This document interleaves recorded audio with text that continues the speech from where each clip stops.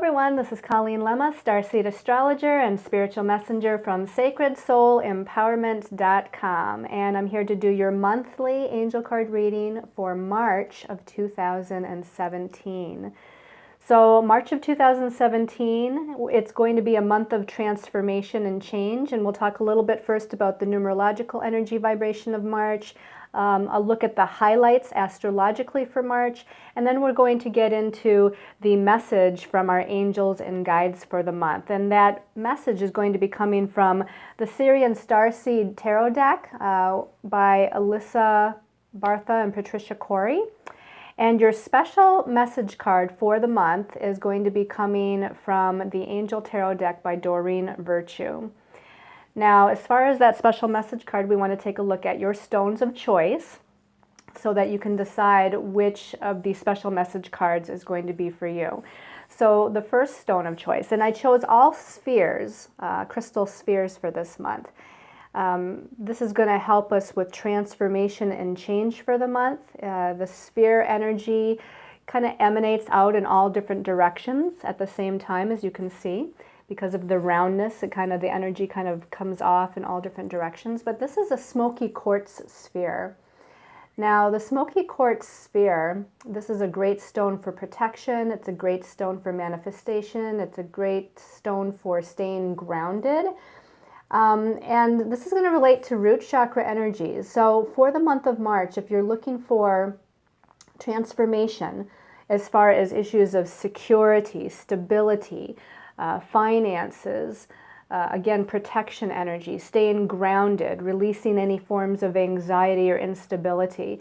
This might be the stone of choice for you this month. Your second stone of choice, also a sphere, is an amber sphere. Now the amber, this particular amber is a deep golden orange color. So amber can come in different colors. It can come in yellow, golden, darker orange, like this one almost is, and even green. But this is going to relate to the sacral chakra, and I'm going to push that into the solar plexus chakra area too, because again, that amber is usually a golden yellow, and this is really bordering on getting into orange, but it's got that golden yellow hue as well. And your sacral chakra area is about having passion. It's about issues of just connecting passionately with life or following your passion. It's also the chakra that deals with creative self-expression, and it deals with sexuality too. Your solar plexus chakra deals with your sense of willpower and your sense of confidence. And the amber in and of itself is a great emotional healer, a great emotional cleanser, an emotional healer, and bringing emotional protection and helping you to deal with transmuting some of those lower vibrational emotional energies. So again, if there's issues in your life regarding having passion or letting your creativity kind of take root and soar, or issues of confidence, then maybe this is the stone of choice for you for the month of March. Your last stone of choice, again a sphere, is amethyst. Now, the amethyst is a high vibrational stone dealing or vibrating to the crown chakra mostly.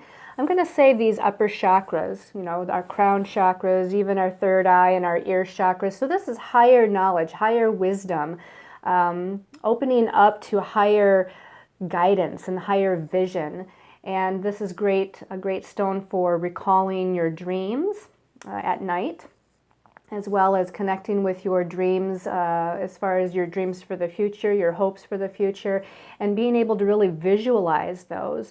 Again, it's a great stone for connecting to the higher spiritual realm. So if you're wanting to open up to that higher wisdom and knowledge, or fine-tune your psychic or intuitive abilities or healing abilities, or hear those messages from your angels and guides, or see the bigger picture of your life and where you want to go, then maybe this is the stone of choice for you. So again, your stones of choice are the smoky quartz sphere, the amber sphere, or the amethyst sphere. So let's start by talking about the vibration of the month of March. we have to think about what is the vibration, the numerological vibration for 2017. And we talked about that. You probably know this already. But 2017 adds up to a 10. And that 10th major arcana is the Wheel of Fortune. In numerology, we would also reduce it down to a 1, which is about new beginnings. So the 1, new beginnings, new directions, new opportunities this year. And that 10th major arcana of the Wheel of Fortune is saying that something is shifting. Something is karmically shifting in our lives. Now, when we look at March specifically, we would end up taking that 10 vibration of 2017 and adding it to the number 3, because March is the 3rd month. That is a 13. That's a karmic number in numerology. There's 4 karmic numbers. The 13 is the first of the 4 karmic numbers that we look at and address. But that 13 is about transformation and change, death and rebirth. And this death and rebirth and this transformation and change is one that occurs mostly on the inner level. So this is about an internal transformation and change. Now, it can also happen externally in your environment and with circumstances, but usually this is something that is within ourselves at least first, and then it might project outward into our outer reality. Now, the 13th major arcana is, in the traditional tarot, called the Death card. In the Syrian starseed tarot, I did pull it out for all of you to see, and it's called Transition, and I actually like that a lot better. It's a little bit gentler for those of you that get a little fearful with some of those tarot cards, and especially the one that says death. A lot of people feel like it's a literal thing. And it's certainly, again, an internal process of change that we're going through. So we're shedding, again, death and rebirth, we're shedding old energies, shedding old belief systems, shedding old emotions, shedding old circumstances as well. But again, it starts internally first so that we can be reborn, so that we can kind of allow something new to come into our lives. The best way, I should say, to have something new into our lives is by releasing something old and outworn that is no longer in our best and highest interest. So if you look closely at the transition card, we have a young lady, and she appears to be sleeping on a bed, and we see her higher soul self, or a part of her spirit, kind of coming up out of the dream state that she seems to be in, and moving towards this circle of light, or this universal energy. And again, it's not to be feared. It's not that her soul is leaving her, or that her spirit is leaving her. It's that the way I look at this card, this transition card, is that her higher soul self is connecting more with universal energies. And with her higher soul self connecting more with these universal energies, it's causing a wonderful, huge transformation and change within her. And a lot of times transformation and change can happen best when we're still, just like she is still here on the bed. So in meditation, or in the silence of our day, if we take a few minutes to just kind of breathe and be in the silence. Being out in nature is a really great way. If we go out in nature and be still and silent within nature, any of those stillness periods are times where we can allow our inner selves to again connect to a higher essence, our higher essence, which again is our higher soul self. We all have a higher self. Those higher selves are all connected to universal God source energies, but sometimes we feel disconnected from that universal energy. And that's because we're not paying enough attention to our internal nurturing or self-love or self-respect or that inner growth that we're going through. We need to pay more conscious attention to that so that this transformation and change can take place. And this is going to be hugely what the month of March is about. Now, if you think back to February, we had a full moon lunar eclipse and a new moon solar eclipse in February. And you would think that that would have been the month for huge inner transformation and change. Well, that was the beginning. Those eclipses kind of set something into motion. And it's like the after effects, and I often use this analogy. When a huge wave hits the shore, like let's say a tidal wave, a tsunami hits the shore, or when we have a huge blizzard or a huge storm of some kind, it's usually at the end of, or the aftermath, after that's already occurred, when we're kind of going through this transformation. We're going through this healing process. We're reorganizing our lives and ourselves because of that event of what happened. And that's going to be the same with the eclipses that we had in February. They initiated some changes that are now going to be seen or be felt. And those changes are going to be occurring here in this month of March, this time period of death and rebirth and transformation and change. Okay, so that's a little bit about the numerological vibration. Let's talk about the highlights astrologically. And again, I don't talk about each of the astrological things that's occurring because that would take us way too long, and I do that in my weekly videos anyway. But I want to touch on the highlights so you know what's coming up. And one of the things that is going to occur in March is the second Jupiter-Uranus opposition. Now, Jupiter is in Libra.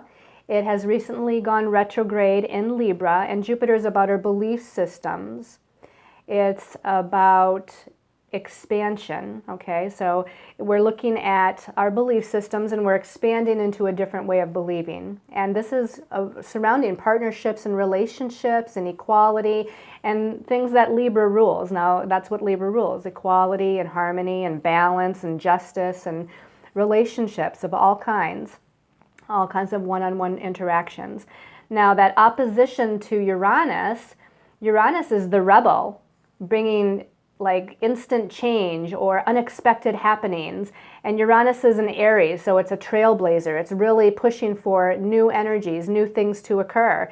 And with an opposition in astrology, that usually means that it plays out with other people in our lives. It's like us versus the other person, or us versus circumstances and situations. So we're going to see this expansion and change in our belief systems, again, regarding relationships and regarding how we relate to people and our sense of equality and justice as we blaze a new trail in our lives. This is happening in March for the second time. Now, the first time it happened, if you can think back, was in December 2016. The last time it happens, after Jupiter turns back to direct motion, the last opposition between Jupiter and Uranus is going to be September. So this is something that's happening in increments. And again, if you can think back to December and what was occurring maybe in relationships, or as far as balancing your even masculine and feminine energies and how you relate those energies even within yourself, then you'll get a little bit of an idea and a sense of how this Jupiter-Uranus opposition is going to play out. Next is that on March 4th, Venus, the planet of love and relationships and the planet that rules our sense of self-value and self-worth, and it's also the planet that rules money and finances, is going to retrograde motion. Now, it goes retrograde at 13 degrees of Aries, and it's going to retrograde all the way back into Pisces before turning direct. It goes all the way back to about 27 or 26 degrees Pisces, and then will turn direct on April 15th. Now, while Venus is retrograde, especially in Aries for this month of March, again, we're dealing with relationship matters and our sense of self-worth. And I feel like it's more about our sense of self-worth because it's in Aries, and Aries is the sign that deals with the individual. Aries is the first sign of the zodiac, and so it deals with our sense of self. So I feel like we're mostly going to be contemplating or healing aspects of our sense of worthiness and deservedness. And yes, this can play out in relationships too, because she is the planet that rules relationships and love. So, you know, there's going to be a lot of healing that's taking place in those areas, maybe even finances and money, but I think it's more about the relationship of self versus others in this case. Okay, and I feel like Venus in Aries is very strong because Venus is all about, again, the other person. So we become people pleasers and want to make sure that our partner's needs or the other person's needs are always met. But when she's in Aries, she starts paying a little bit more attention to herself. You know, she becomes a little bit more independent, a little bit more self-sufficient. And again, with Venus going retrograde, it's going to be some of these things that we're starting to contemplate and heal within ourselves. Okay, so the next thing of significance is on March 9th, and Mars ends up moving into Taurus. Okay, so it's moving out of Aries, which was a great place for initiating and starting new things and moving fast. Now as it moves into Taurus, and will be in Taurus until about April 20th, it's going to be slow, steady progress. Mars in Taurus is going to move a lot slower because Taurus is an earth sign, and Taurus tends to take its time, and Taurus is about patience, and so you might feel things slowing down, but it's not a negative because, again, actually Taurus, Mars in Taurus can again assist in forward movement and things actually manifesting, because Taurus is a sign of manifestation, but again, it's slow and steady progress. That's going to be kind of the key phrase for that, slow and steady progress. And then we jump ahead to March 12th, and this is where we have a full moon. It's not an eclipse, but it's going to be a powerful full moon. And we're going to feel it because the full moon is at 22 degrees of Virgo. And that means that the moon will be at 22 degrees of Virgo, and the sun in a full moon is the opposite sign. So the sun will be at 22 degrees of Pisces. Now I'm saying it's going to be a powerful one that we're going to feel because we have Chiron, the wounded healer, at this point at 24 degrees of Pisces. So this full moon connects with Chiron. And as we know, full moons bring energies into an intensification. You know, it really heightens the energy of whatever that full moon is all about. So this is going to heighten the energy and intensify the energy in regards to healing old wounds from the past. These can be old wounds from this lifetime. This could definitely go into old wounds of previous lifetimes. So it's going to be deeply emotional and deeply healing though. So allow yourself to feel whatever comes up so that the healing can take place.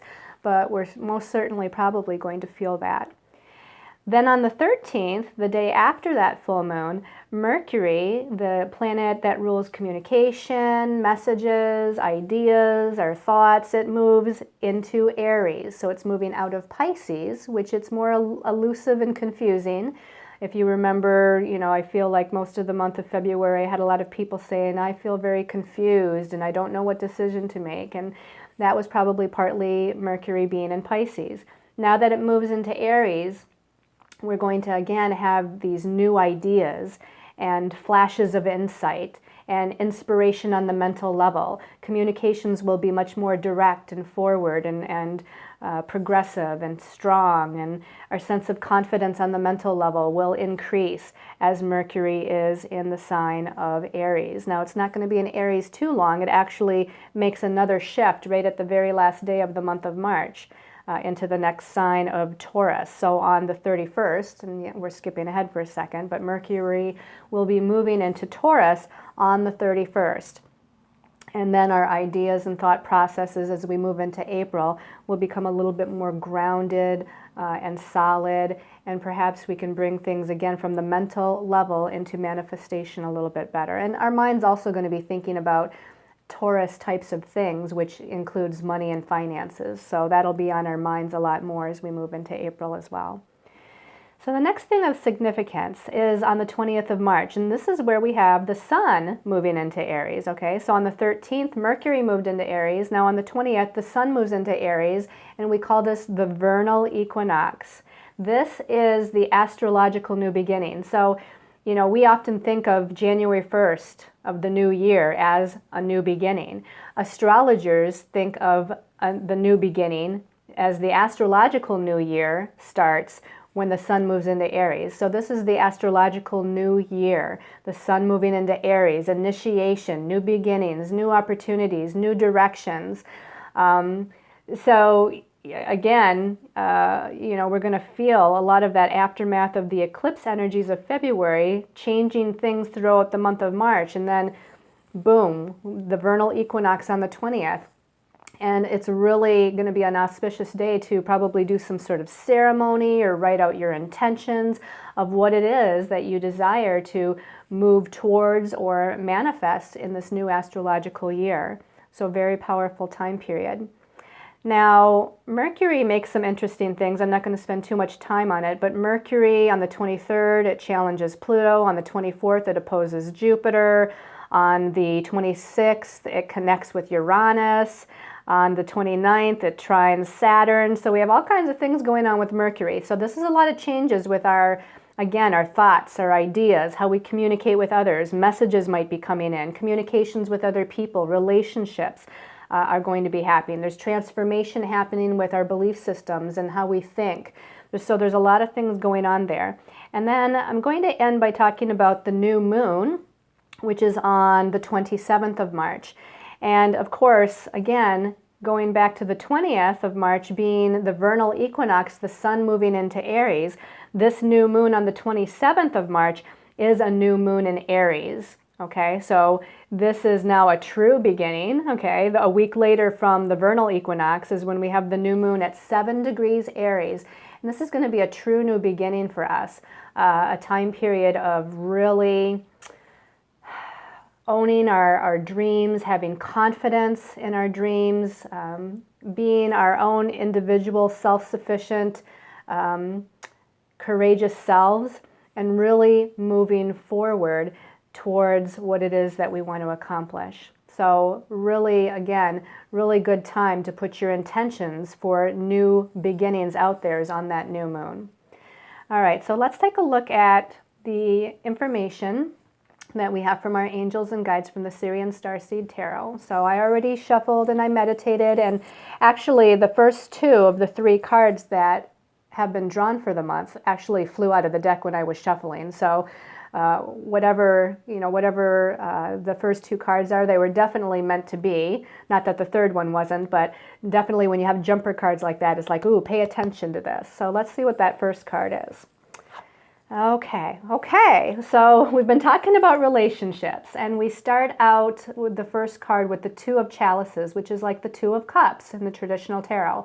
You can see a man and a woman very plainly here, looking at each other, getting ready to perhaps kiss or embrace, and it's, you can actually tell that they're very much in love. So here this is telling me that, again, we're going to be focusing on relationships. Now, even though this looks like a romantic relationship, I'm going to say that this is relationships of all kinds, okay? So this can be one-on-one family relationships, one-on-one business relationships, one-on-one friendship relationships, but perhaps, the romantic relationships, whether you're in one or not in one, is going to kind of come to the forefront and take precedence here. I almost feel like we need to see what the next card is before we can say any more about what this means. But this is perhaps going to be a time with the Jupiter in Libra, the partnership sign, opposing Uranus in Aries, which is the sign of the individual, and Uranus brings change and redirection, sometimes unexpected. I think there's going to be changes in relationships. If you're already in a relationship, it may undergo some sort of a change. And that doesn't necessarily mean that it's negative. There could be some separation energies, but this can also mean that there's a redirection of energy within an existing relationship to bring about the change needed for that relationship to go to the next level or take the next step. Now, if you're not in a relationship, again, this can bring a sudden relationship coming into your life, or ideas about relationship starting to really take the forefront and needing to kind of go over what are your belief systems? What are your thoughts about relationships? Are you allowing relationships to come in? What are you looking for in a partner? What do you desire as far as a partnership relationship? These are things that are going to be focused on as we start the month of March and through the month of March. Let's take a look at the second card. Okay, so the second card of the Ace of Crystals, and the crystals in the Syrian Starseed Tarot is the suit of Earth or Pentacles. So we have new beginnings of a physical nature. So this is something that's manifested, okay? Whereas like fire is more of the spiritual realm, or the sword's air suit is more just a new beginning on the mental realm. This is an actually manifested new beginning because it's the suit of crystals. So following up with the Two of Chalices, we're going to see some sort of concrete new beginnings to relationships. Again, romantic, business, friendship, family, and maybe even partnerships and relationships to groups of people or organizations of people. This is also indicated. But an ace is always a positive new beginning, okay? And of course, crystals. I mean, you can't not like crystals. Here's a great big wonderful clear quartz crystal sitting in the background. And it's, you know, even though it's not a sphere like the spheres I showed you, you can almost, because it's so clear, you can look in it almost like a crystal ball, like you're looking into the future and what it is that you want to manifest. And now there's some sort of manifestation and new beginning that's starting to occur. And maybe even some clarity. I feel like that's what they're saying, is there's also going to be some clarity about relationships that you've had in the past, relationships that you're in now, relationships that you look forward to in the future. There's more clarity that's coming in as we're beginning to manifest this energy. Let's take a look at the last card. Okay, we have a Major Arcana. This is Major Arcana 11, and in this card it's called Divine Justice. Now, of course, in the regular tarot deck, this is the Justice card, and you can see this wonderful woman, this beautiful woman blindfolded. She's holding the scales of justice, and she can't see the scales, but she has this sense, this knowingness that those scales are equal, okay? There's not one that's heavier than the other, as you can see by this image. They are equal. So what this is telling me is that through the course of what we've looked at so far is that there's going to be a karmic rebalancing of relationships. There's going to be some sort of karmic justice. And this is on a huge spiritual and soul level because it's a Major Arcana.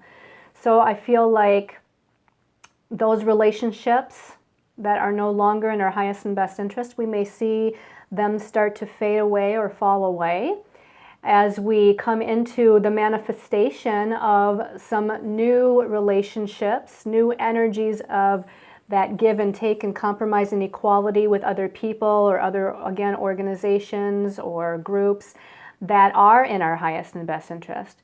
There's this, again, this karmic rebalancing. I almost feel as though people from our soul family or soulmates that we are meant to meet or are supposed to meet, this can start to happen. This can start to manifest.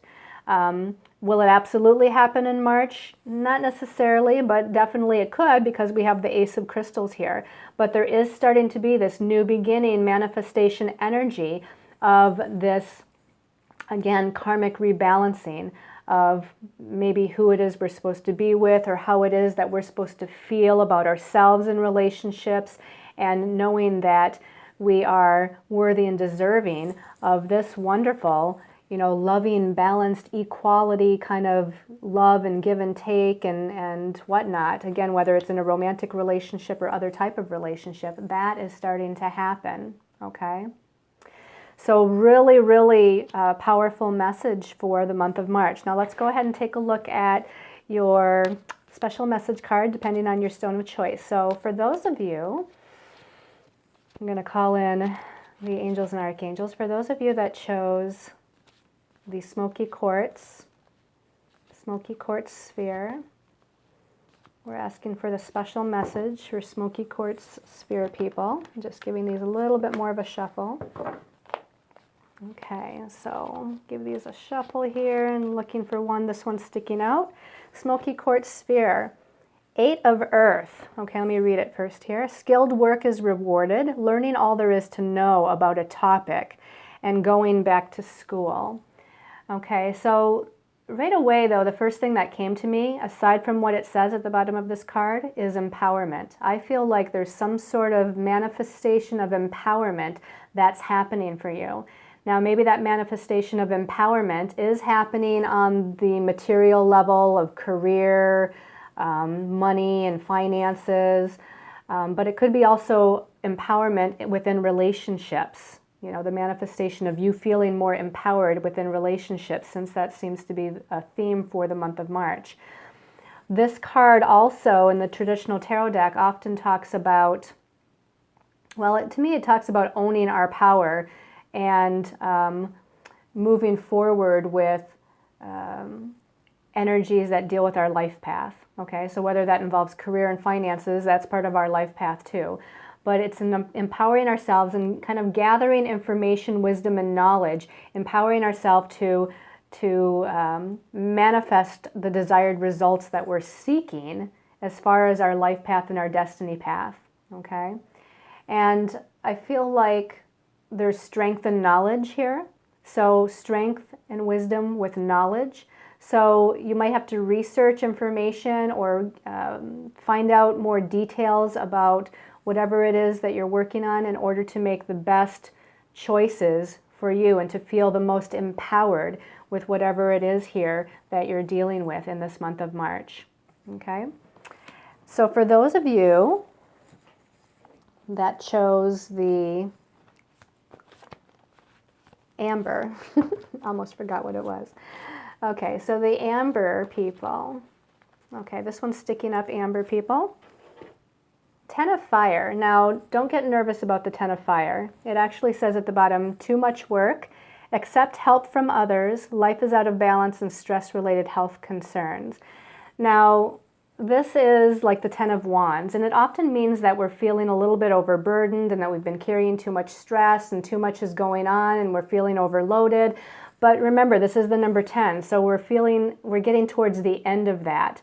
We're going to be able to release that burden. We're coming close to the end of releasing that burden or releasing that stress.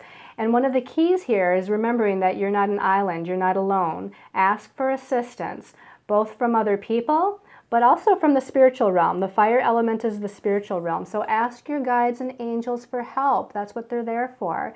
They can help you with anything if you just ask. Don't feel like you have to do it all by yourself. And don't take on so much or feel like you're doing so much that you overtax yourself, because that's where then you can tax the physical body and you can start to tax the mind and things can get a little bit out of control. So again, making sure that you're asking for assistance as you're moving towards the idea of releasing and letting go of extra stress and extra burden. Okay, let's take a look at the special message card for the people that chose the amethyst. The amethyst sphere. So giving this a little bit of a shuffle and asking for a card to appear for the amethyst people. Okay. Not quite seeing it yet. Okay, this one keeps calling. Nope, it doesn't want to come out. So that's one indication. This one here. Ooh, this is a great one for amethyst people. Queen of Fire. It says, confident, warm, intelligent, and graceful. Stretch your wings and fly. Don't underestimate yourself and assert your independence and creativity. So you can see that the Queen of Fire, she's independent, she's courageous, she's strong, she's using her powers of initiation and creativity. You can see all this wonderful color in there. So that's really showing that all of her chakras are operating and in balance and moving together to create whatever her desired result is. Now, the Queen of Fire usually, she stands alone a lot of the time. It doesn't mean she has to be alone. But I feel like you're coming into a strength and a confidence here, okay? So if this does relate with relationships in any way, you're becoming more self-sufficient, you're becoming more confident, and you are feeling less inclined to like be codependent or a people pleaser. And you know that you have it within you to move forward in the best possible way. The other ones aren't wonderful as well. But anyway, we're getting towards the end of time here, so I want to thank all of you for tuning in. Make sure you're tuning into the weekly angel card readings as well. Thank you for liking and commenting and sharing and subscribing to the channel, for all your messages, your emails, your posts on Facebook, your responses on Facebook. I send you all lots of love and light, and I wish you all many, many blessings.